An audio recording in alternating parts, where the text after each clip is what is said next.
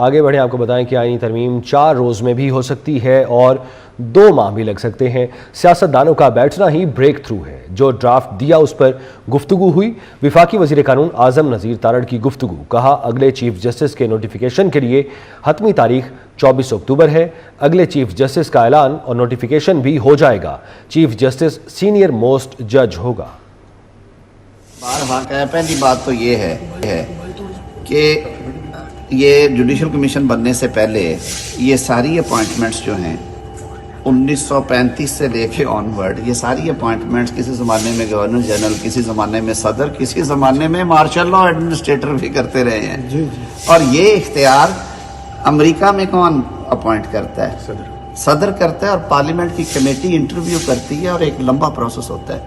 England میں آج بھی جو کمیٹی فار اپوائنٹمنٹ آف ججز ہے وہ ایک نان جوڈیشل خاتون ہے، میرے خیال میں آج کل سول سوسائٹی سے ان کا تعلق ہے۔ وزیر اعظم نے انہیں اپوائنٹ کر رکھا ہے، وہ کمیشن کے ساتھ بیٹھ کے پبلک ہیئرنگ کرتی ہیں، کئی دفعہ ان کیمرہ کرتے ہیں، اور اس کے بعد وہ اپنی ریکمنڈیشن۔ بھارت میں اپوائنٹمنٹ اور ریموول میں پارلیمنٹ میں ووٹ بھی ہوتا ہے کئی جگہوں پہ، تو یہ ساری دنیا میں ہے۔ اس کو ہم نے کیوں ہمیں بارز نے یہ سجیسٹ کیا ہے کہ وزیر اعظم کی یہ ایڈوائس، پہلا چیف جسٹس بار نے ہمیں یہ ایڈوائس کی ہے کہ آپ پہلے چیف جسٹس کے لیے پارلیمنٹری کمیٹی بنا دیں اپوزیشن اور حکومت کی، اور انہوں نے کہا کہ آپ جب ہمارا نمائندہ جوڈیشل کمیشن میں ہے اس کی انپٹ بھی دیں، تاکہ ایک ٹرانسفر اگر یہ نوبت آتی ہے۔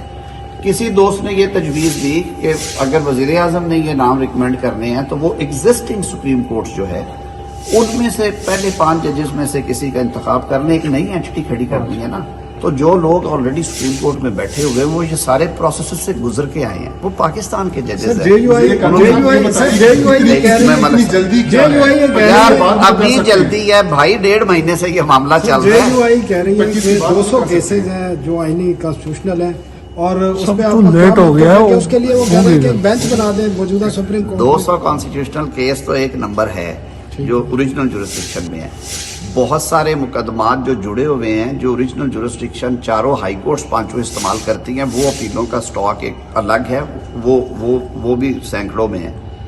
آپ بالکل دیانتداری سے یہ بتا دیجئے کہ پچھلے کئی سالوں سے آپ سپریم کورٹ کو دیکھ رہے ہیں، پیناما پیپر سے لے کے شروع کرتے چلے بہت پیچھے نہیں جاتے، بھٹو صاحب کی پھانسی کو بھول جاتے ہیں، پیناما پیپر سے لے کے آج تک دل پہ ہاتھ رکھ کے بتا دیں کہ بشیر بوٹے اور گامے کو زیادہ ٹائم ملا ہے سپریم کورٹ میں، یا سیاسی جو تماشے لگتے ہیں ان کو زیادہ ملا ہے؟